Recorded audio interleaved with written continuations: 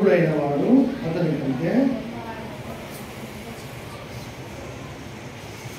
కనుక ఎవరు చెప్తున్నది మాట? గొప్ప దేవుడు చెప్తున్నాడు.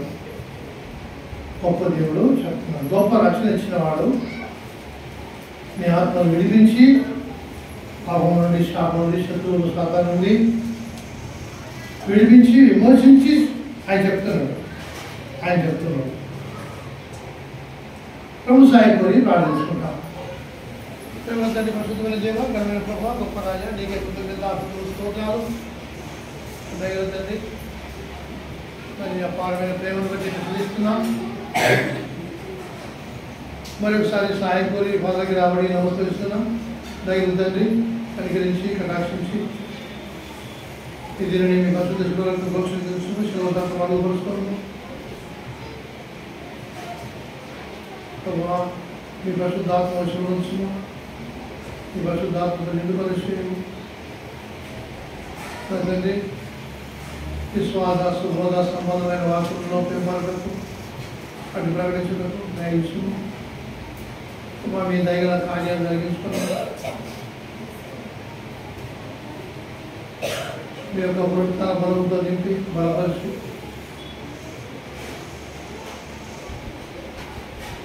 మీ యొక్క దయాదర్శన గుణం బట్టి మీ దయా సంకల్పంలో మేము నిర్దోషులుగా, పరిశుద్ధులుగా, నిరపరాధులుగా ఉండాలని ప్రేమచేత తీసుకున్నాము, ఏర్పరుచుకున్నారు. మీ బోధనాలు ఇప్పుడు కూడా ఆ సంకల్పం మనం నెరవేర్చుకుంటాయి. మా ప్రభువును సమీపించదకై బలాన్ని సమీపించి మా ప్రభువును సమీపించినట్టు అటు మా ప్రభు యొక్క రక్త మాంసంలో సంపూర్ణంగా పాలివారం అవ్వనట్లు అటు మా ప్రభుత్వ ఏకమవునట్లుగా మీరే మాతో మాట్లాడమని దేవుడు వాడుకోండి. మీ యొక్క దయాదక్షిణ కొడుకులను చూపిస్తూ మీ స్వాధీనం కార్యక్రమం అప్పగించుకోండి. నా ప్రభు సర్వోన్నతమైనావు చూస్తూ ప్రార్థించి వేడుకుంటున్నాము తండ్రి. ఆమేన్.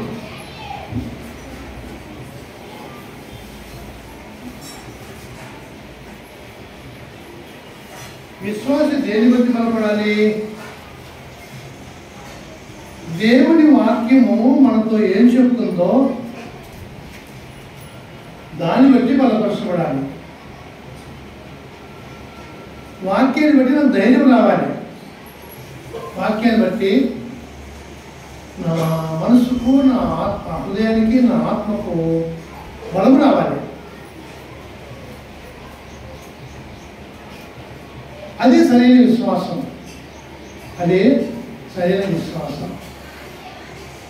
కనుక పరలోక రాజ్యంలో అల్పుడైన వాడు యోహాను కంటే గొప్పవాడు అంటాడు. యోహాను ఎందుకు గొప్పవాడైనాడు? యోహాను గొప్పవాడిగా ప్రభు ఎందుకు పిలిచినాడు?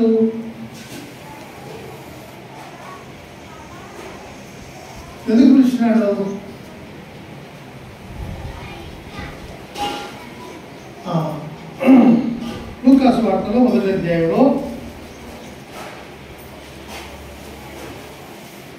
5వ వచనం చదువుకుంటాం.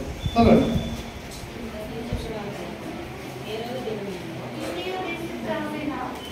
అక్కడ చదవండి.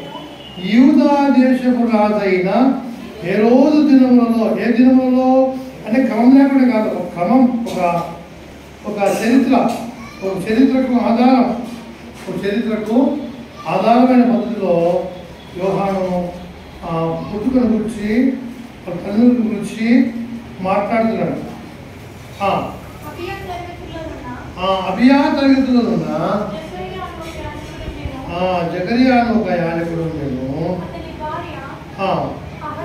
అహరోను కుమార్తెలో ఒకటే, ఆమె పేరు ఎలిజబెతు. వీరిద్దరూ ప్రభు యొక్క సకలమైన ఆజ్ఞల చొప్పునను న్యాయ విధుల చొప్పునను నిరపరాధులుగా నడుచుకొనుచు దేవుని దృష్టికి నీతిమంతులైన వారి పిల్లోడైన, నీతిమంతునైన వారి పిల్లోడు, పాపల పిల్లోడు కాదు, నీతిమంతులైన దేవుని దృష్టికి నీతిమంతులైన వారి పిల్లోడు. అటువంటి పిల్లోడు. కనుక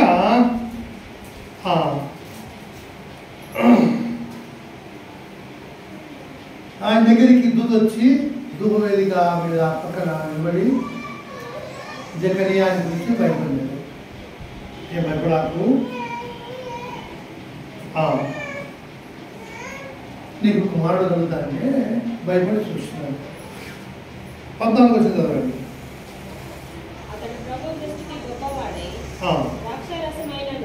ప్రభు దృష్టికి ఎటువంటి వాడు? అది ఎవరు? యోహాన్. ప్రభు దృష్టికి గొప్పవాడు. ఆయన పుట్టక ముందే ఏం చెప్తున్నారు?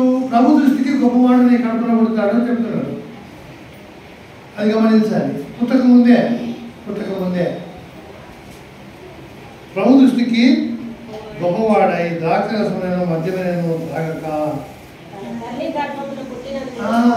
తల్లి గర్భమున పుట్టినది మొదలుకొని అది ఇప్పుడు రక్షణ పొంది ఇన్ని దినములైనా, బాప్తిసం పొంది ఇన్ని దినాలైనా కొంతమంది నేను పరిశుద్ధాత్మతో నిండుకున్నాను అని చెప్పలేరు. నేను దేవుని ఆత్మతో నిండుకున్నానని చెప్పలేరు. ఎందుకు? ఆత్మను కోరుకోరు. ప్రభా నీ పరిశుద్ధాత్మతో దినదినమున నిండుకొని చేయము, నీ ఆత్మ విషయంలో చూసుము, దేవుని ఆత్మశక్తిని నడిపించబడదు అన్నారు కదా. నీ ఆత్మ లేకుండా నడిపించబడకూడదు. కాకపోతే అడగాలి. కనుక యోహాను పుట్టుకతోనే పుట్టినప్పటి నుండి చిన్నపిల్లడికి పరిశుద్ధాత్మ ఎవరైనా ఇచ్చారా? కానీ అతనికి ఇది పుట్టినది మొదలుకొని పరిశుద్ధాత్మను కాదు, ఊరికి ఏదో వరం కాదు, పరిశుద్ధాత్మతో నిండుకున్నవాడై తల్లి గర్భము నుండి పుట్టినది మొదలుకొని ఇప్పుడు యేసు ప్రభులో నేను జన్మించిన అంటారు కొంతమంది. నాకు కొత్త జన్మ వచ్చింది, నూతన జన్మ కలిగింది అంటారు. కానీ పరిశుద్ధాత్మతో నిండుకున్నాడా? కనబడదు. అంటే ఇది మన కాడ ఏముంటుంది? మోసకరమైన జీవితం ఉంటుంది. పరిశుద్ధాత్మను కోరుకోరు. ఏంటో కోరుకుంటే లోకంలో పరిశుద్ధాత్మతో నిండుకోవాలని ఆశించరు. ఏంటో కోరుకుంటారు. పిల్లల క్షేమాలు, ఆ క్షేమాలు, ఈ క్షేమములు అన్ని కోరుకునే కానీ పరిశుద్ధ ఆత్మను కోరుకొని తన ఆత్మ క్షేమకరమైన స్థితిలో ఉండాలని ఆలోచించరు. నా ఆత్మ దేవుని ఎందుకు క్షేమకరమైన స్థితిలో ఉండాలని ఆలోచించిన వాడు దినదినము దేవుని ఆత్మవశంలో ఉంటాడు. దినదినము దేవుని యొక్క పరిశుద్ధ ఆత్మవశంలో ఉంటాడు. కనుక యోహాను ఎందుకు పోవడాన్ని పుట్టినది మొదలుకొని పరిశుద్ధాత్మతో ఎందుకున్నవాడు.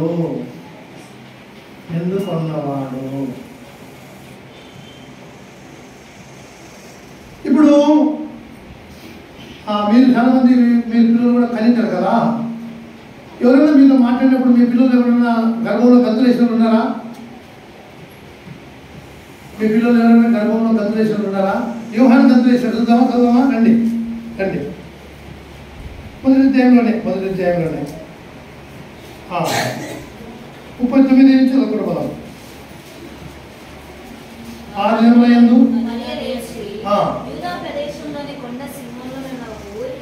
త్వరగా వెళ్ళి ప్రవేశించి ఎలిజబెత్కు వందనము చేశాను. వందనం వచనం వినగానే గంతులు వేసాను. ఎక్కడున్నాడు కదా? గంతులు వేస్తున్నాడు. పిల్లోడు గర్భంలో ఉన్న పిల్లోడు 5 నెలలు 6 నెలల పిల్లోడు. అంటే గర్భంలో 6 నెలలు, పుట్టినాక 6 నెలలు కాదు, గర్భంలో 6 నెలల పిల్లోడు గంతులు వేస్తున్నాడు. కనుక యోహాను చాలా గొప్పవాడు. ప్రభు దృష్టికి అది గొప్పవాడని పుట్టకముందే చెప్పాడు. గర్భం రెండుగానే పిల్లోడు ఒక పరిశుద్ధమైన వందన వచనము. చాలా మంది వందనాలు చెప్పారు, ప్రయత్నాలు అనేది నేర్చుకున్నారు.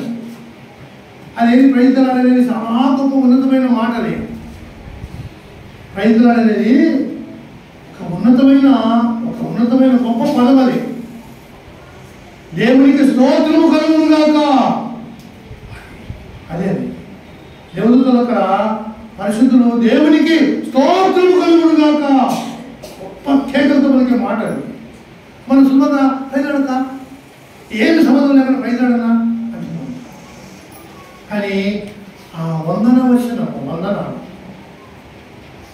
అది తప్పని కాదు. నేను అటువంటి ఉన్నత ఉద్దేశంతో మనం పలకడం లేదు. అటువంటి ఉన్నతమైన ఆ స్తోత్ర గీతాన్ని మనము ఏదో సాధారణంగా పలుకుతున్నాము.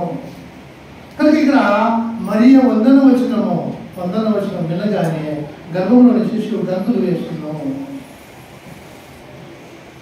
యోహాను గొప్పవాడు, మామూలుడు కాదు. యోహాను గొప్పవాడు, మామూలుడు కాదు. కనుక నీవు నేను గమనించుకోవాలి, నీవు నేను ఆలోచించాలి.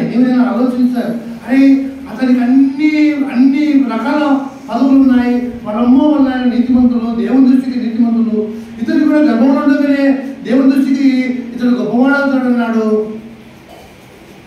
మరి అతను పుట్టక ముందు అన్ని విషయాలు దేవునితో చెప్పేసినాడు.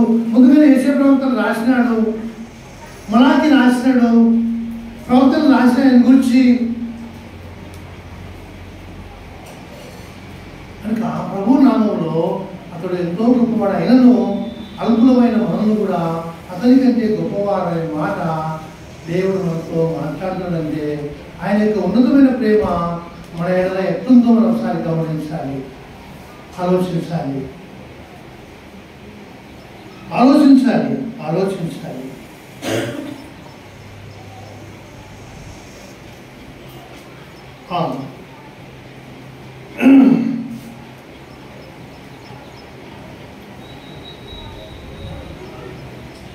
ఇర్మియా గ్రంథంలో 1వ అధ్యాయంలో 4-5 వచనాల్లో, ఇర్మియా గ్రంథము 1వ అధ్యాయము 4-5 వచనాల్లో ఇలాగూ సెలవిచ్చెను, గర్భములోనే కార్యం జరుగుట. గర్భములోనే కార్యాలు జరగాలి, దేవుని కార్యాలు జరగాలి. అది సరైన పుట్టుక. గర్భములోనే రూపింపక మునుపే నిన్ను ఎరిగి తిని, గర్భములోనే బయటపడక మునుపే ప్రతిష్ఠించి తిని. ఎవరికి ఎందుకు అనుకుంటున్నాను? జనులకు ప్రవక్తగాను. కనుక గర్భములోనే తల్లి గర్భములోనే. కనుక అటువంటి కార్యము యోహానుకు జరిగింది. మరి మనవరాలు వాళ్ళు గర్భంలో ఉన్నప్పుడే ఈ ప్రార్థన నేను చేసినాను. గర్భంలో ఉండగానే ప్రభా అని రూపించుము, రూపిస్తూ వచ్చినాను. మీకు అందరికీ కూడా చెప్పిన మా పాప పుట్టినది ఎట్లా ఉంటుందో కూడా చెప్తూ వచ్చిన. అట్లే ఉంది. ఎట్లా చూపించినాడో అట్లే వచ్చినాడు. అంటే గర్భంలో ఆయన రూపిస్తూ వచ్చినాడు. తల్లి గర్భంలో కార్యం జరగాలి. చాలామంది తల్లులు కండరు కానీ వాళ్ళు ఎటువంటి వారు ఎవరు ఈ మాటలు బట్టి ప్రార్థన చేయాలి. పుట్టే పిల్లలు ఎట్లుండాలి? ఒక ఆయమ్మ చెప్తుంది. పిల్లలు మర్చిపోయినా. నేను సాధ్యంగా స్త్రీలు ఎవరైనా వాక్యం చెప్తే నేను వినను. ఏదైనా చిన్నప్పటి నుంచి అలా కలవాలి. ఏదో ఒకటి పౌరులు చెప్పినాడు కదా, స్త్రీలకు బోధించే అధికారం లేదన్నాడు కదా, ఆ మాటలు బట్టి ఎవరైనా చెప్తే నాకు ఎనుమతి కూడా కాదు. అట్లుండే సరే. ఆ ఎక్కను చూద్దాము. ప్రభావతి అక్క పేరు ప్రభావతి. ఆయమ్మ ఎందుకంటే స్త్రీల గురించి మాట్లాడుతుంది. స్త్రీలు ఎటువంటి పిల్లలు కనాలా, పిల్లలు ఎట్లా పెంచాలా అనే దాని మీద ఆయమ్మ మాట్లాడుతుంది. ఆ సందర్భాన్ని బట్టి సరిగ్గా ఈమె ఏం మాట్లాడుతూ చూద్దామని చూస్తే ఆమెం చెప్తుందంటే, ఒక తల్లి సరైన స్త్రీ అయితే, అంటే సరైన విశ్వాస అయితే తాను సాతాన్ని ఎదిరించేదిగా ఉంటుంది. తన కొడుకు తన బిడ్డ సాతాను వారి కాళ్ళ కింద సిద్ధ తగ్గించేట్టు పెంచుతుంది తల్లి అని చెప్తుంది ఆయమ్మ. సరైన తల్లి అయితేనే, సరైన విశ్వాసం అయితే, నిజంగా ప్రభువును విశ్వసించి నిజంగా ప్రభు యొక్క రక్తంతో కడగబడిన బిడ్డ ప్రభువుకు కృతజ్ఞత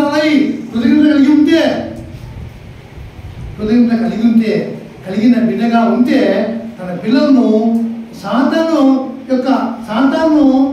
తమ కాళ్ళ కింద, తమ పిల్లల యొక్క కాళ్ళ కింద సిద్ధగొదక్కించే రీతిలో పెంచుతారని చెప్తున్నాడు ఆయన చెప్తుంది. అంటే నేను సాతాను నా కాళ్ళ కింద సిద్ధగొదక్కించే విశ్వాసం నాకాడ ఉండాలి. నా పిల్లలకు కూడా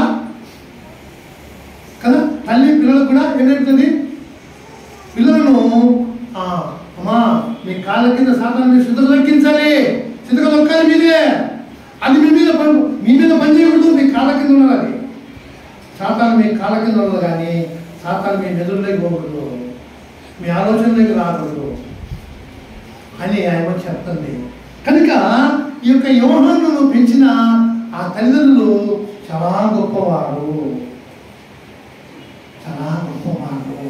కనుకనే అతను ఎక్కడ పోయాడు, పెద్దవాడు ఎక్కడ పోయాడు, అమ్మలేదు ఆయన లేదు, చనిపోయిందనేమో, ఆయన పెద్దవాడు చనిపోయిందనేమో, అప్పటికే బహు ముసలోడు కదా, చనిపోయిందనేమో, ఎవరు లేరేమో.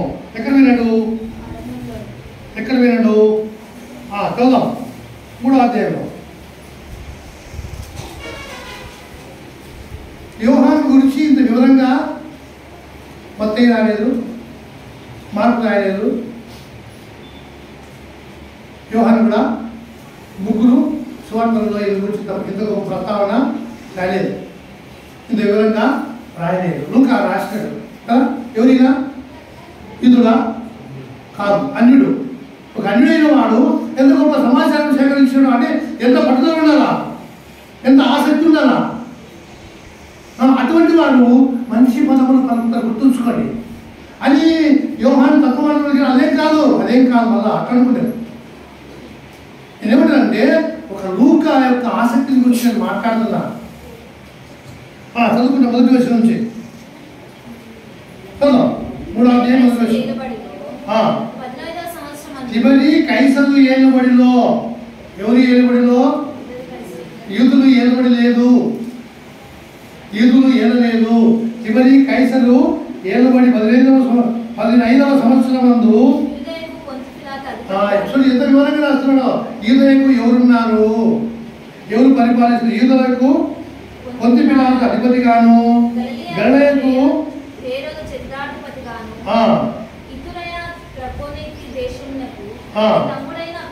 అతని తమ్ముడైన ఫిలిప్పు సిద్ధుకాధిపతిగాను, అధిపతిగాను. చూసారా, మరి యెరూషలేములో ఎవరు పరిపాలిస్తున్నారు, మందిరంలో ఎవరు పరిపాలిస్తున్నారు అంటే అన్నయు కైపయు ప్రధాన యాజకుడిగాను ఉన్న కాలమున అరణ్యములో ఎక్కడున్నాడు? అరణ్యములో ఉన్నాడు. ఎందుకు అరణ్యములో కేకవేయు ఒకరి శబ్దం అని యెషయా ప్రవక్త ముందు రాసిన కనుక ఆ వాక్యానికి లోబడి ఉన్నాడు.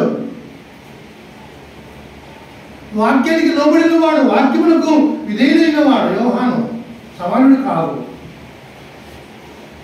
ఎందుకంటే యేసు ప్రభు అంత సులభంగా ఎవరైనా మాట్లాడతారా? బైబిల్ ఎవరి గురించి మాట్లాడాడా? ఎవరిని మాట్లాడలేదు. కనుక సేవకులైన వారిలో యోహాను చాలా గొప్పవాడు అన్నాడు.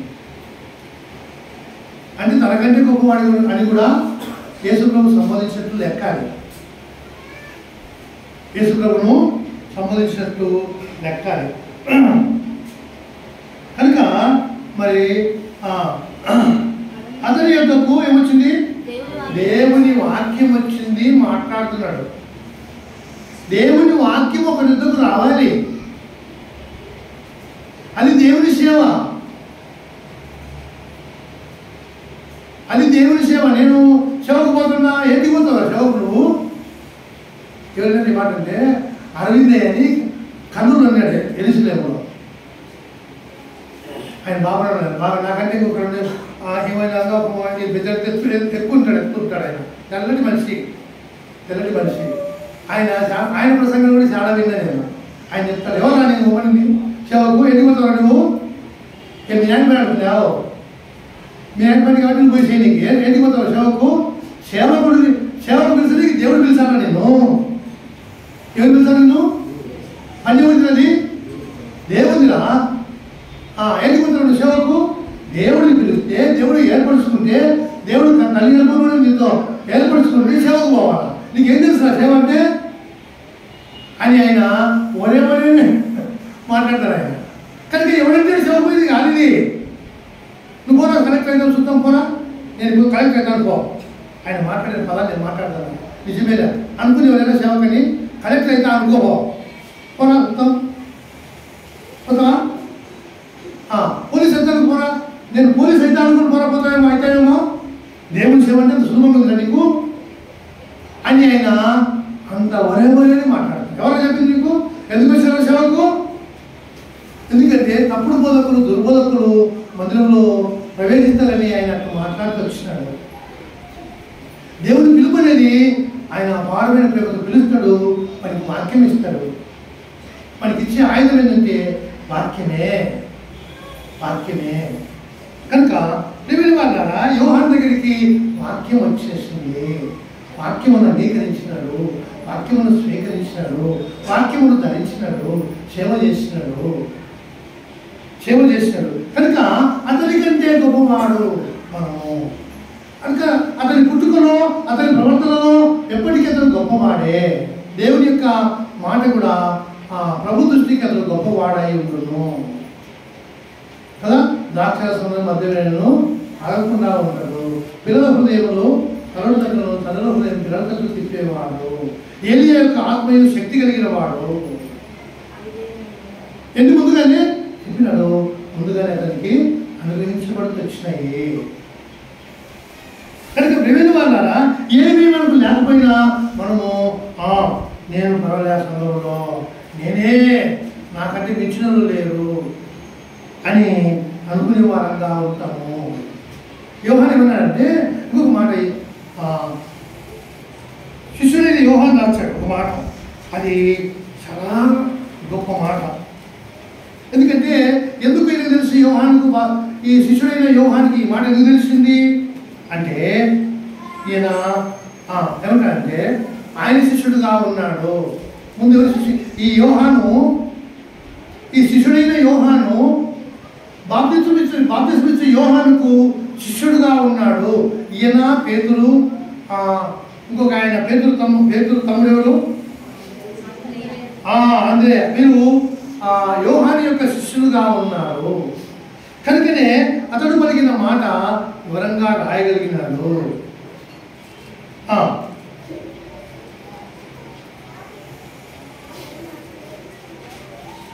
ఏమంటాడంటే ఆయన చెప్పుల వారు ఇప్పటికైనా నేను యోగ్యుడను కాను, చెప్పుల వారు ఇప్పుడు కూడా యోగ్యుడను కాను అంటాడు.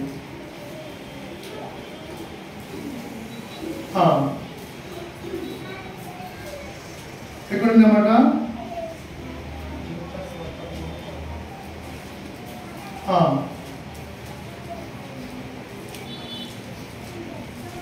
30 వచనాలండి, 30 వచనాలు.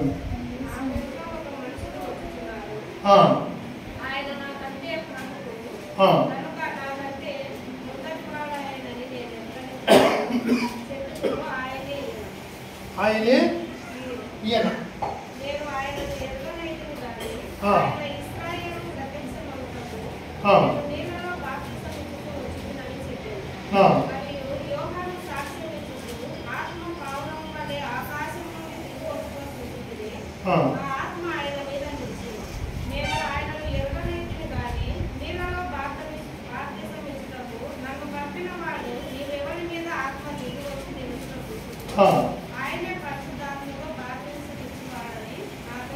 నాతో చెప్పాను.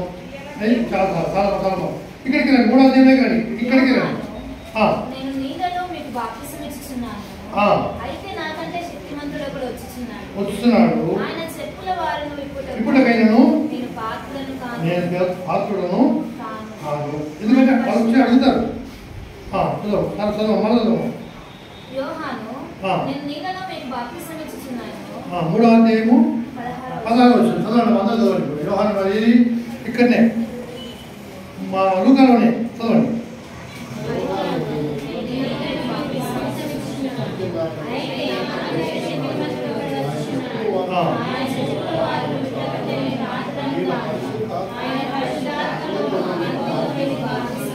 కనుక ఆయన గురించిన అంటే మనము యేసు ప్రభు దగ్గర ఎంత బాగా మనము ప్రార్థన చేస్తామో నాకు అది వెళ్ళాను ఇది అయినా ప్రభా ఇది ప్రభా ఇది ప్రభా అని ఏడ్చి కూడా అంటాం. కానీ యోహాను యొక్క మనసులో యేసు ప్రభు ఎంత ఉన్నతమైన వాడో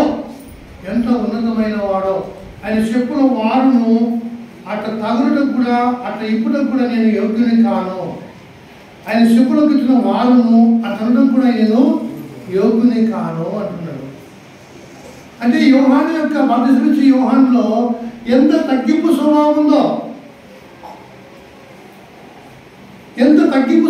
మనం ఆలోచించాలి. కనుక మనమైతే ఆయన ఏమేమోడు కానీ మన మనసులో యేసుప్రభు ఎట్లున్నాడు, మన ఆలోచన విధానంలో యేసుప్రభు ఎట్లున్నాడు. కనుక సహోదరులారా ప్రభువైన యేసుక్రీస్తు నామములో యోహాను గొప్పవాడని దేవుడు ఎందుకు చెప్తున్నాడంటే అంతగా తగ్గించుకున్నాడు కనుక తాను తగ్గించుకున్నవాడు. కనుక అటువంటి తగ్గింపు స్వభావం అతనిలో ఉంది కనుక దేవుడు అతన్ని హెచ్చిస్తూ వచ్చినాడు. కనుక తగ్గించుకున్నవాడు హెచ్చించబడతాడు. తగ్గించుకోవాలి, మనుషులు తగ్గించుకోవాలి, తాను తగ్గించుకోవాలి. ఓ ప్రభా నేను ఏ పార్టీ వాడాను ఎంతటి వాడాను ఊరికంటే మన పెదవుల మీద అంటాం ప్రభా నేను దుమ్ముదులు వంటి దాన్ని చెత్తవంటి దాన్ని ప్రభా పనికిరాని దాన్ని ప్రభా అంటాం. కానీ ఎవరైనా కొట్టాలి గొంతులు తగ్గుతాయి. ఇప్పుడు తగ్గుతాయమ్మా గొంతులు అమ్మో తగ్గి ఊరికి మాటలు కాదు హృదయపూర్వకంగా ప్రభా నీవు తగ్గించుకున్న ఆ తగ్గింపు స్వభావం యోహానులోని ఆ తగ్గింపు నాకు దయచే. యోహాను నేను ఎందుకు గ్రహించుటకై సాయం చేయి. యోహాను దేవుని గ్రహించినాడు, యేసుప్రభుని గ్రహించినాడు, ఎంత ఉన్నతమైన వాడో గమనిస్తూ వచ్చినాడు. కనుక మన మనసులో ఆయన యొక్క ఆ సర్వశక్తి గల దేవుని మనం గమనించినప్పుడే మనం ఆయనకు లోపడతాం, ఆయనకు సాగిలపడతాం, ఆయనకు ప్రాధేయపడతాం. ఆయన చెప్పుల వారు ఇద్దరు కూడా యోగ్యులము కాను అంటాం కదా. ఆయన అంటాడు ఏమంటాడు, నువ్వు నా ఇంటికి వచ్చేటప్పుడు నేను పాత్రుడను కాను యోగ్యుడను కాను, పొద్దు నా కాడికి రావాలి అంటాడు. ఆయన యొక్క ఉన్నతమైన స్థితిని గమనించిన వాడు, ఆ సర్వశక్తి గల దేవుని గమనించిన వాడు ఆయనతో చెప్పిన మాట అది సంపూర్ణంగా దేవునికి సాగిలపడతాడు, సంపూర్ణంగా దేవునికి లోపడతాడు, తాను తగ్గించుకునికే ఎంతసేపు ప్రయత్నిస్తాడు. నేనేంది నాకు అత్యంత అనలేదు తగ్గించుకుంటాడు. దేవుని చేత హెచ్చించబడడానికి తను తగ్గించుకుంటూ వస్తాడు. కొంతమంది తమ హెచ్చించుకుంటారు. నేనంటే ఏమనుకున్నావు, నా సంగతి అంటే ఏమనుకున్నావు, మేము బంగారంలో ఏంటో బంగారం, మా ఇంటి పేరే బంగారం, మేము అట్టల్లో ఇట్టలం కాదు, వాడట్టాడు ఇది ఈడెట్టాడు కదా అనుకుంటున్నాం. వాళ్ళు తగ్గించబడతారు. నేను బాబిని ప్రభువా, నాలో ఇంకా చాలా చెడుగా ఉన్నాయి ప్రభువా, నేను సరిలేను ప్రభువా, నా జీవితాన్ని మార్చు ప్రభువా, నన్ను ఆశీర్వకరంగా చేయి ప్రభువా, నన్ను దీవెనకరంగా చేయి. నేను దీవెనకరంగా లేను, ఆశీర్వకరంగా లేను. కనుక యోహాను చాలా తగ్గించుకున్నాను.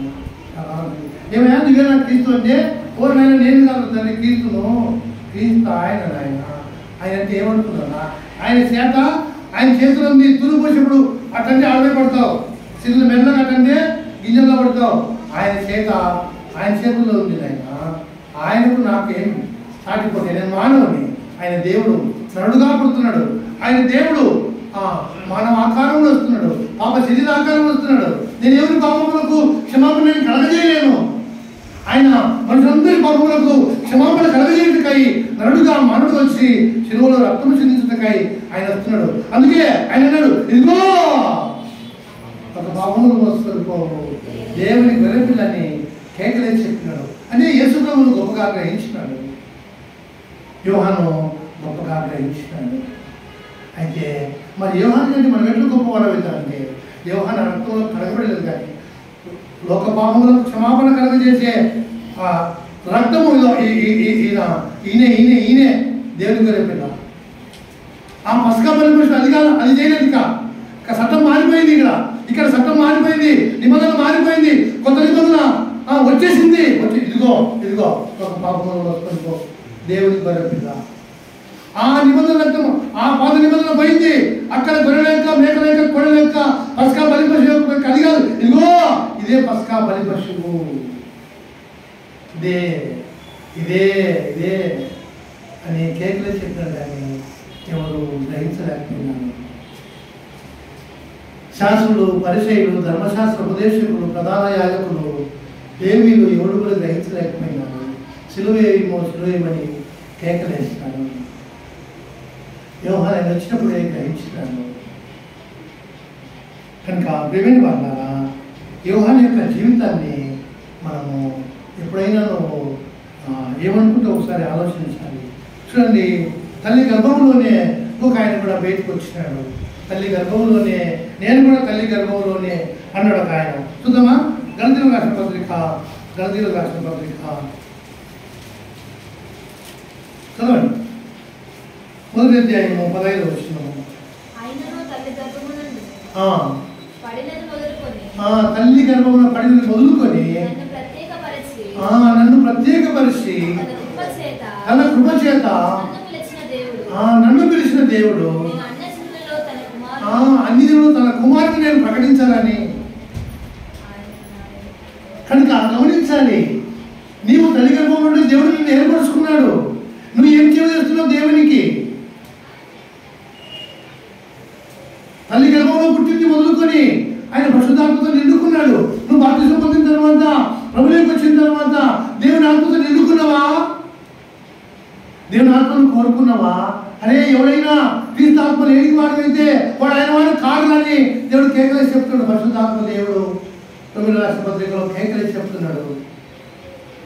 కనుక దేవుని ఆత్మ వశులమైతే ఆయన మనలో ఉంటే ఊరికి ఉండడు, మన స్వభావాన్ని మారుస్తాడు, ఆత్మ స్వభావం గలవారుగా మారుస్తాడు, ఆత్మ సంబంధంగా చేస్తాడు, ఆత్మ సంబంధమైన లోకానికి నిన్ను వారసునిగా చేస్తాడు.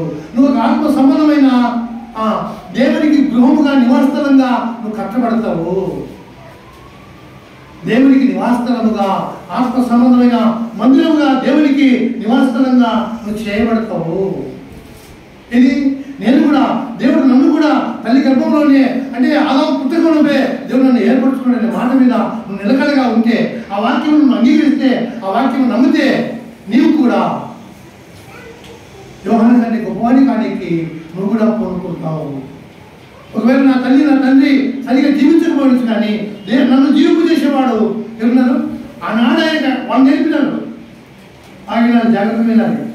ఆనాడు ఆయనకు ఎలిజబెత్ జకరియా నేర్పినారు. ఈనాడు నాకు పరిశుద్ధాత్మ దేవుడు నాకు నేర్పేవాడు ఉన్నాడు.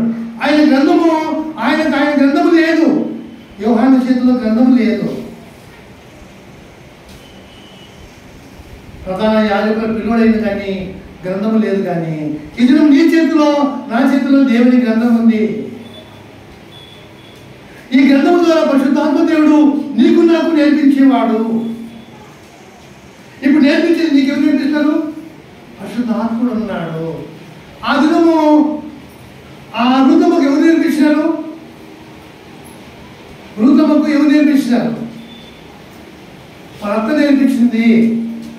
దేవుడు మాకున్నాడు, నమ్మదగిన వాడు. అయితే నేనే దేవుని ఇచ్చి, దేవుని ప్రజలు ఇచ్చిపెట్టి అక్కడ కరువు వచ్చిందని, ఇక్కడైతే బాగా బతుకొచ్చని వచ్చినామా, దేవుడు శిక్షించిన శిక్షకు లోపడకుండా వచ్చినాము, అందుకు ఈ శిక్ష మేము పడుతున్నామమ్మా, ఈ బాధపడుతున్నాము. ఆయనైతే నమ్మకమైన వాడమ్మా, ప్రేమగల వాడే, ఆయన దాటించిన కనుక మమ్మల్ని ఇతర రిక్తులుగా చేసినాడమ్మా. ఏం చెప్పినారు? మన దేవుడు ఉన్నాడమ్మా, ఇప్పుడైనా ఆయన కాడికి పోతే మమ్మల్ని బాగా చూసుకుంటాడమ్మా. ఒకవేళ ఎవరికైనా పిల్లలు లేకుండా వాడి భర్త చనిపోయినా తిరిగి ఆమెకు బంధుధర్మం చేయడానికి మా వాళ్ళు ఉంటారమ్మా, చేసుకుంటారు. తిరిగి ఆమెకు బంధుధర్మం జరిగించాలి. తిరిగి దేవుడు ఆమెకు సంతానం ఇస్తాడు. తిరిగి ఆమె వంశము ఉద్ధరించడానికి ఆ క్రమము మా దగ్గర ఉందమ్మా, దేవుడి గ్రంథంలో రాశాడమ్మా, చెప్పింది ఆయమ్మ. చెప్తే ఒక ఆయమ్మ ఓడిపోయింది, వెళ్ళిపోయింది. మా వాక్యానికి లోబడింది, వచ్చేసింది. నేర్పించి నేర్చుకున్నాడు. ఇదే పరిశుద్ధాత్మ దేవుడు నీకు నేర్పుతున్నాడు. యోహాను కంటే ఉపమానం చేయడానికి నీకు అనేకమైన సంగతులు ప్రభు నేర్పుతున్నాడు. నీకు యోహాను కంటే నేను గొప్పవాడిగా చేయడానికై ఆయన నీకు నేర్పుతున్నాడు. కనుక ఇది మాటలలో ఇది ఆలకించి ఏదో ఎక్కడికో పోయినట్టు వినడం విడిచిపెట్టిన అట్ట కాదు. టీవీలో మాటలు లేకపోతే ఇంకొక మాటలు విని విడిచిపెట్టేది కాదు. కొంతమంది టీవీలో మాటలు ఎంత బాగా మంచి పెట్టుకుంటారు. కొంతమంది ఏమన్నా అంటే నా గుండెల మీద రాసుకున్నా అన్నీ అవ్వద్దు, నేను మర్చిపోను అని వాళ్ళు రాసుకుంటుంటారు. దేవుని మాటలు రాసుకోండి. పరిశుద్ధ ఆత్మ దేవుడు, జీవగల దేవుడు ఏం చేస్తాడు? హృదయం పలక మీద హృదయం ఏం చేస్తాడు? మెత్తని పలకగా చేసి జీవగల దేవుని ఆత్మ చేత రాస్తాడు. పరిశుద్ధాత్మ దేవుడు రాస్తాడు. అది పరిచర్య, అది నిబంధన, అది కొత్త నిబంధన. అంటే ఎంతో కాదు. చదవండి కొరింథీయులకు రాసిన పత్రిక హృదయంలో పలకల మీద రెండవ పత్రిక 3వ అధ్యాయంలో చదవండి. కనుక ఏందో కదా మన జీవితం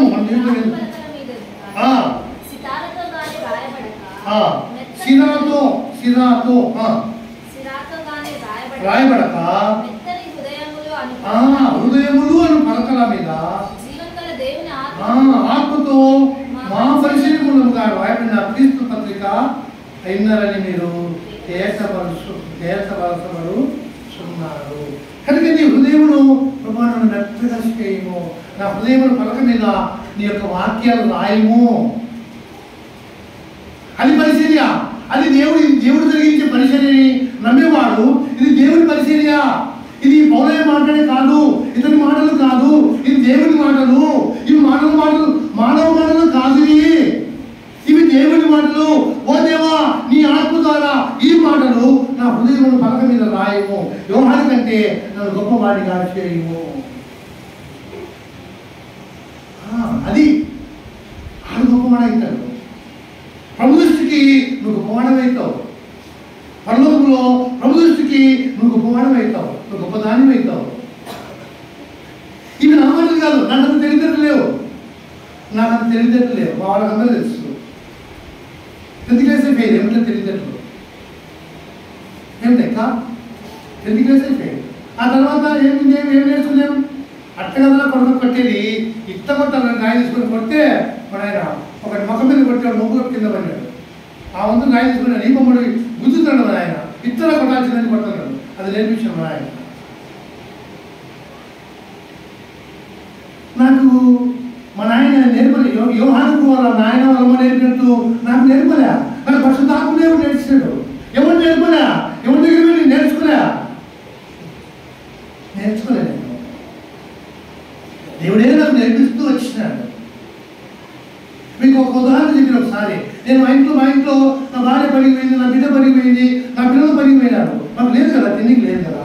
ఇక్కడికి వచ్చి 70 రూపాయలు వస్తుంది. మాకు 70 రూపాయలు వచ్చే 10 రానుకోను 20 రూపాయలు ఛార్జ్ అయిపోతుంది. అక్కడ రానుకోను 4 రూపాయలు అదే 2 రూపాయలు 4 రూపాయలు 24 రూపాయలు పోతుంది. 24 రూపాయలు పోతే ఏమవుతుంది? నా కాడ 70 రూపాయలు ఎంత ఉంటుంది? నా కాడ ఒక వారం 50 రూపాయలు వస్తుంది, ఒక వారం 40 రూపాయలు వస్తుంది. వారం అంతా అదే తినాలి. నేను ఏం తినాలా? పడిపోయినాను. అప్పుడు నేను ఏస్తేర్ గ్రంథం చదువుకుంటా ఉన్నాను. మీకు చాలాసార్లు చెప్పిన మళ్ళీ చెప్తాను. ఎందుకంటే దేవుడు నేర్పిస్తాడనే మాట నువ్వు కూడా నేర్చుకోవాలని.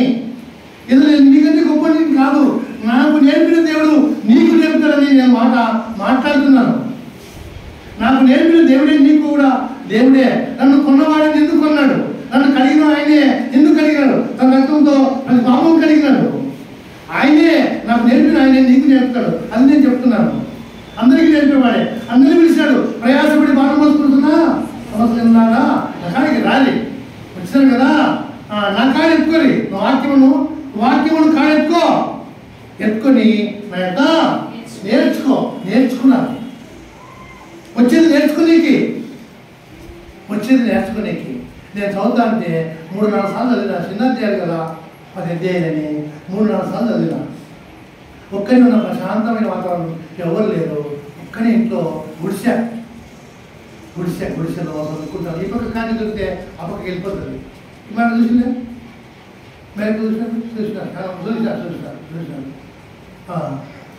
అట్లున్నాము.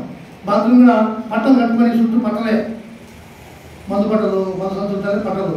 ఆ పట్టలు కొట్టుకొని బాత్రూమ్ ఆడే ఉన్నాం. నేనేమన్నాను అక్కడ నుంచి ఆయన చెప్తున్నాడు, ఇందులో ప్రార్థన అనే మాట లేకుండా రాయబడింది, దేవుడు అనే మాట లేకుండా రాయబడింది, యెహోవా అనే మాట లేకుండా రాయబడింది. గమనించినావా అన్నాడు. ఉలిక్కిపోయినా. ఎప్పుడైతే ఆ స్వరం నా హృదయంలో వినబడుతుందో ఉలిక్కిపోయినా. ప్రభా అవునా ప్రభా అని మొదలు పంచాలి లేదు. మళ్ళీ నిఘంటు నాకు ఇస్తారా నందరు లేదని రాయబడింది అందులో.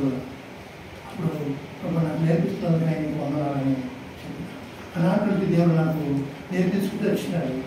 చాలామంది దారిలో కూడా నేను అడిగినాను, అన్నా నాకు నువ్వు నాకంటే ముందు సేవకు వచ్చినావు కదా, నాకు నేర్పిస్తుందంటే ఆయన ఒక రకంగా వెటకారంగా చూసినాడు. అంటే నేను నేర్చుకునేవాడిని కాదు. అంటే ఊళ్ళో అందరూ ఒబ్బో ఆయన మొండు ఆయన ఆమంచారించాడని చెప్పుకొని దించాడు. ఆయన ఒక రకంగా చూసినాడు. అంటే నేర్చుకునేవాడికి కానీ లేదు, నీకు ఎట్లా నేర్పుతావని చెప్తూ అనుకున్నాడు. అన్న నన్ను పెద్దలైనా సరే నేను ఏదైనా మందులించున్నాను కూడా చెప్పినాను. ఆయన అది లేదు. అంటే నేర్చుకోవాల్సింది నేను దేవుడి దగ్గర కనుక నాకు ఎవడు స్తోమత ఎవరికి దేవుడు ఇవ్వలేదు. కనుక నేనేం మాట్లాడతానంటే నీకు కూడా ఈనాడు పరిశుద్ధాత్మ దేవుడు నీకు నేర్పిస్తున్నాడు. నీ హృదయంలో పలక మీద ఆయన రాయితకై ఇష్టపడుతున్నాడు. అదే నిబంధన అంటే. కొత్త నిబంధన అదే, ఎందో కాదు అదే. ముగిద్దాం. మెత్తని హృదయములు అను పలకల మీద జీవంగల దేవుని ఆత్మతో నా పరిచర్య మూలంగా వ్రాయబడి క్రీస్తు పత్రికయే ఉన్నారని మీరు తేటపరచబడుతున్నారు. ఎబ్రియలు రాసిన పత్రిక 8వ అధ్యాయం 10వ వచనం.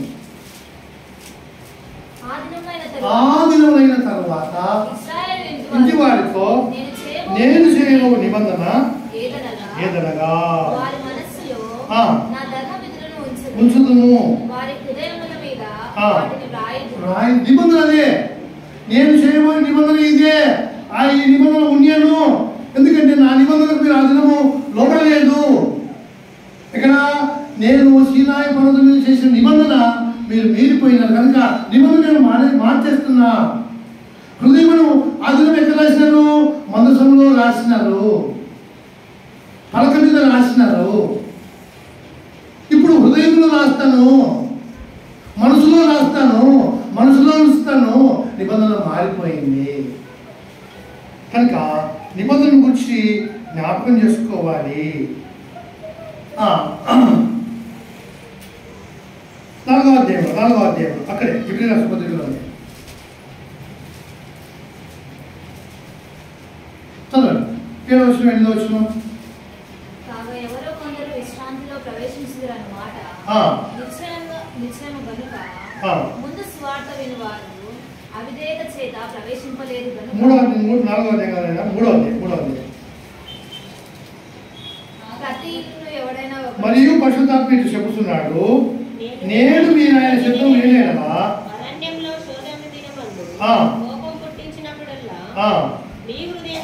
కఠినపరుచుకొనకుడి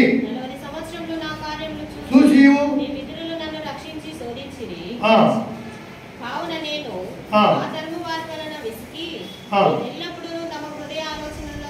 తప్పిపోతున్నారని కనుక నేను కోపముతో ప్రమాణము చేసినట్టు నా విశ్రాంతిలో ప్రవేశించాలని చెప్పి వారు నా విశ్రాంతిలో ప్రవేశింపాలని చెప్పి తిని. కనుక దేవుని కోపం పుట్టించిన వాళ్ళు ఇది వాక్యమును నమ్మక, వాక్యమును హృదయంలో చోటియ్యక, వాక్యమున హృదయంలో చోటివ్వక దేవుని కోపం పుట్టించినారు. కనుక మనము అయ్యా నా హృదయమును పలక మీద రాయుము, నీ వాక్యము నా హృదయమును పలక మీద రాయుము, రాయించుకోవాలి దేవుడితో. చెవుడుగా రాసేది పరిశుద్ధ ఆత్మ ద్వారా. దేవుని యొక్క ఆత్మ నీ హృదయమును పలక మీద రాస్తాడు ఆయన. కనుక నీకు నేర్పేవాడు ఆయన, నేను కాదు. మానవుడిగా నిలబడిన కానీ నేను ఆయన కాడ నేర్చుకున్నాను, నీవు ఆయన కాడ నేర్చుకోవాలి.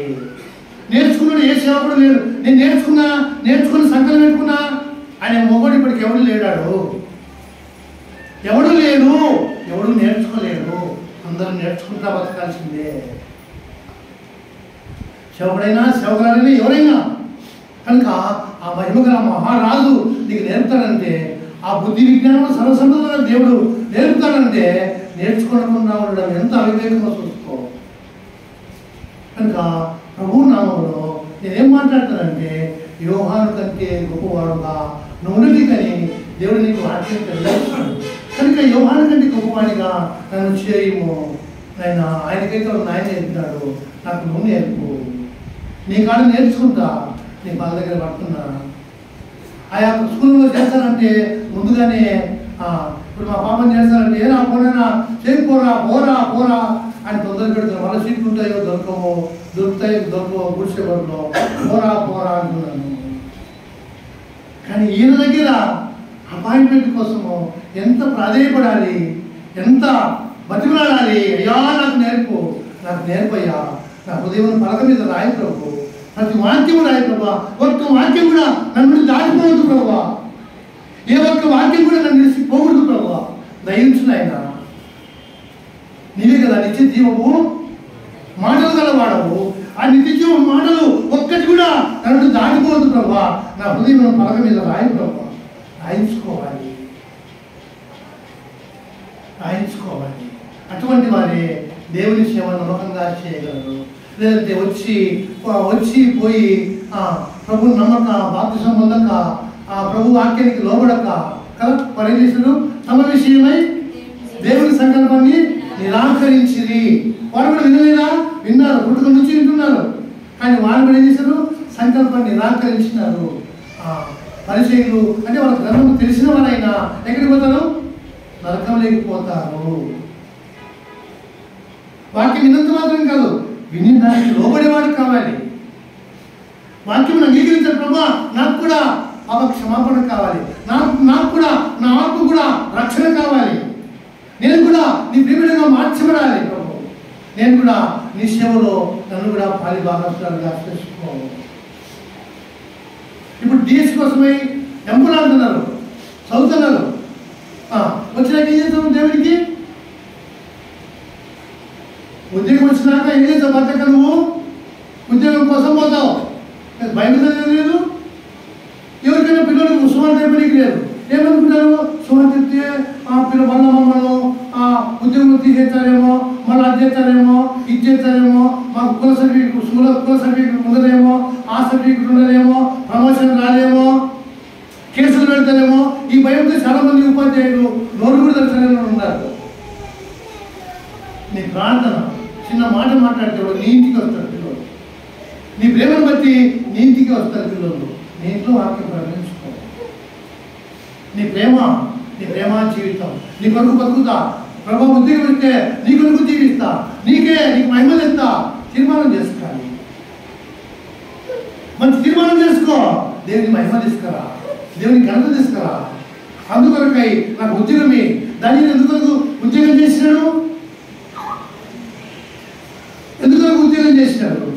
మొదటిగా ఎందుకొరకు ఉద్యోగం చేసినాడు? దేవుని మహిమ కొరకు ఉద్యోగం చేసినాడు. ఉద్యోగం నుండి కూడా ఏం చేసినాడు? ఆయన మతోడికి నమస్కారం చేసినాడా? చేయలే. ఆమె నమస్కారం పొందాడు. మేము యూదులో ఆయన చేయమన్నాడు. ఏ వీధిలో సూత్రాన్ని సంగతి అనుకున్నాడు. సూర్యుడు అన్నాడు, పాడి ఉదయమన్నాడు. దేవుని మహిమలు ఇచ్చేవాడు, దేవుని ఘనత ఇచ్చేవాడు. ఉద్యోగంలో చేరినాడు. అయ్యా మేము బొమ్మలకు నమస్కారం చేయమయ్యా అన్నారు. చేయకపోతే అగ్ని కూడా ముందు వేసుకున్నాడు, వేసినాడు, బయటకు వచ్చినాడు. నీకు మహిమ తెచ్చేవాడు కనుక అట్లు నేను కూడా నీకు మహిమ తెచ్చా ప్రభా, నాకు ఉద్యోగమే, నన్ను గొప్ప చేయి, నన్ను గొప్ప చేయి. నేను కూడా నీ నామం గొప్ప చేసుకుంటా. నేను దయ చూపించు, మంచి తీర్మానంతో దేవుని దగ్గరికి రావాలి. కనుక ప్రభు యేసుక్రీస్తు మన శుద్ధమైన నామంలో మనము వింటున్నాము.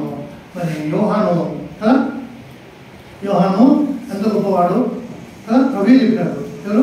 ప్రభు దృష్టికి అతడు గొప్పవాడుగా ఉంటాడు. కనుక నీవు కూడా గొప్పవాడు కావాలి. ఎవరి దృష్టికి? దేవుని దృష్టికి, ప్రభు దృష్టికి. కనుక ప్రభు దృష్టి ఎక్కడ ఏం చేస్తుంది? ప్రభు దృష్టి ఏం చేస్తుంది? భూలోకం అంతటా సంచారం చేస్తుంది. ఎందుకోసము?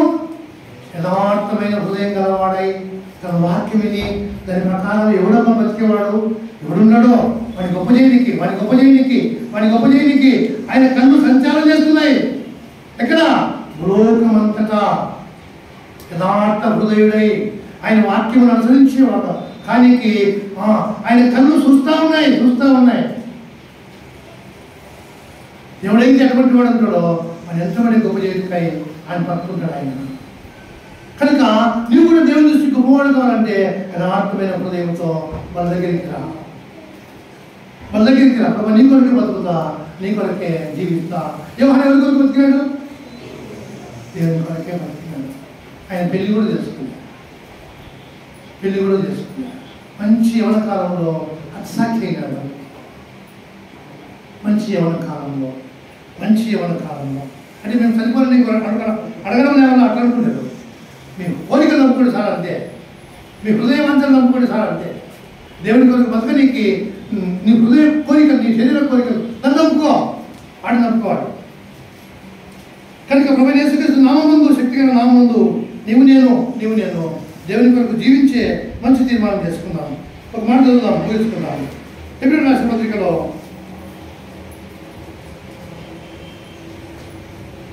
10వ అధ్యాయంలో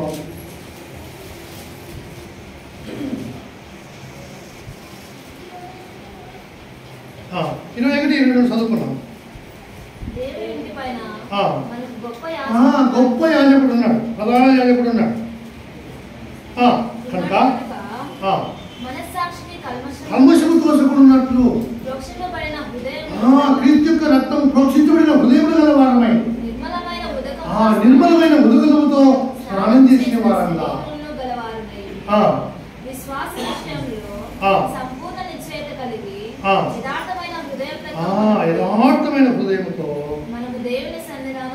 యథార్థమైన హృదయంతో దేవుని సన్నిధిలో, దేవుని బలలో ఆనందంగా నీ కొరకే బ్రతుకుతా. నీలో ఉన్న నీ శిరస్సు కింద పరిశుద్ధమైన అవయముగా అంగముగా నన్ను చేసుకున్నావు. మరి నీలోనే ఉన్నా కానీ నేను యథార్థంగా ఇంతకుముందు బతకలేదు. ఇప్పుడు యథార్థ హృదయంగా నన్ను బతికిస్తున్నాను. నీతో బ్రతుకుటకాయ, నీ కొరకు బ్రతుకుటకాయ. యోహాను వల్ల నేను కూడా నాకు కూడా వాక్యమే, నాలో కూడా నీ వాక్యం వచ్చు. పేతులకు, యోహానులకు, నీ శిష్యులకు వాక్యం ఇచ్చినాను. వారి వాక్యాన్ని నేను కూడా నమ్ముతున్నాను. నాలో కూడా ఈ వాక్యం వచ్చి నన్ను నీకు పరిచయం చేయవాడిగా, నమ్మకమైన పరిశీలకుడుగా, యథార్థమైన హృదయంతో ప్రభా నీ సన్నిధికి వస్తున్నాను. ప్రభా నేను ప్రోక్షించబడిన హృదయము నాకు దయచేయి, మంచి మనసాక్షి నాకు దయచేయి. మీ రక్తంతో కడుగు, నన్ను శుద్ధి చేయి. నన్ను కూడా యోహాని కంటే గొప్పవారిగా చేయగలుగుతాయి. నీ పాదల దగ్గర నన్ను నేను పడేసుకుంటున్నాను. ఎందుకంటే గొప్పవారిగా చేసేది నువ్వే. గొప్పవారిగాను మిక్కిలి గొప్పవారిగా ఆశ్రయించేది ఆయనే కదా. యోహాను ఇస్సాకుని ఎవరు ఆశ్రయించినారు? అబ్రహాము కొడుకును. చదువునే వచ్చినాము, మీకు అర్థమైనా ముగించుకున్నాను. దానికోసం అక్కడ పోతున్నాను. ముగిద్దాం. ఆదికాండము 26వ అధ్యాయము. విత్తనం వేసి ఆ సంవత్సరము 100 పండించాడు.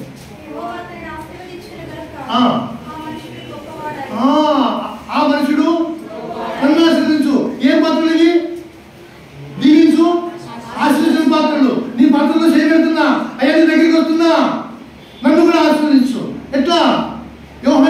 గొప్పవాడిగా ఎక్కడికి ఉండడానికి, పరలోక రాజ్యంలో ఉండడానికి అతనికంటే గొప్పవాడిగా నన్ను చేసుకో. నా పాపముల పదవులను క్షమించుము అయ్యా, నన్ను గొప్పవాడిగా ఆశ్రయించుము. నన్ను ఆశ్రమలకు వారసులకు పిలిచినావు ప్రభా.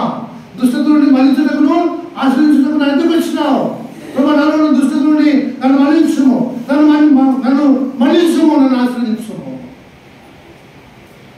అనేకులకు ఆశ్రదకరంగా నన్ను మార్చుము, అటు నన్ను ఆశ్రయించుము. నా తండ్రి అబ్రహామును, నా తండ్రి ఇస్సాకును, నా తండ్రి యాకోబును ఆశ్రయించుండేవా, నన్ను కూడా అలాగే అనేకులకు ఆశ్రదకరంగా నన్ను కూడా ఆశ్రయించుము. ఇదిగో నీ మన దగ్గరికి వస్తున్నా, నేను కూడా యోహాను వలె నీకు నమ్మకమైన సేవకునిగా నీకు ముందుగా నడుచుటకు, అయినా నీకు ముందుగా అనేకులకు వాక్యం చెప్పుటకు, వాక్యం ప్రకటించుటకు నన్ను కూడా, నాకు కూడా నేను నా నోట నీ వాక్యం ఉంచము, నా హృదయంలో నీ వాక్యం ఉంచము. క్రీస్తు వాక్యములు నీ హృదయంలో సమృద్ధిగా ఉండనివ్వండి అయ్యా. నీ వాక్యం నా హృదయంలో సమృద్ధిగా ఉండని ప్రార్థన చేసుకున్నాం. మైక్ ఆడుతుంది, మైక్